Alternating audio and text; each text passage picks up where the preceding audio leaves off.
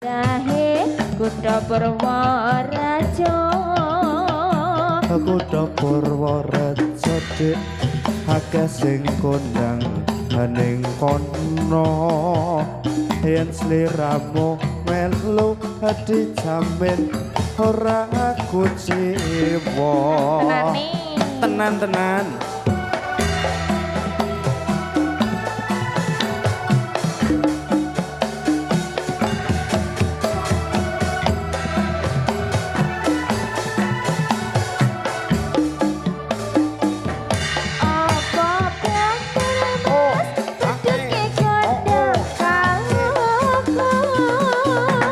Kutha Purworejo sing paling gedhe sak donya ning ngendi wae tempate pariwisata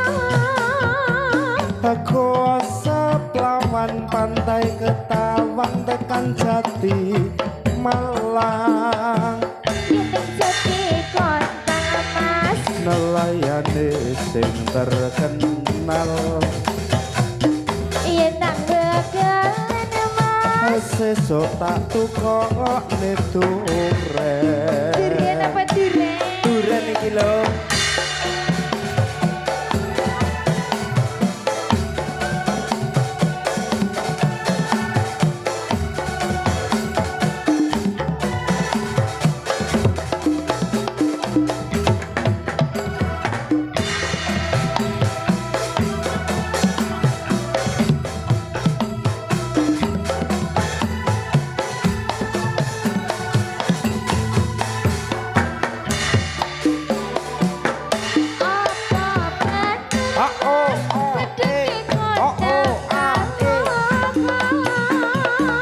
Kutha Purworejo sing paling gedhe sak donya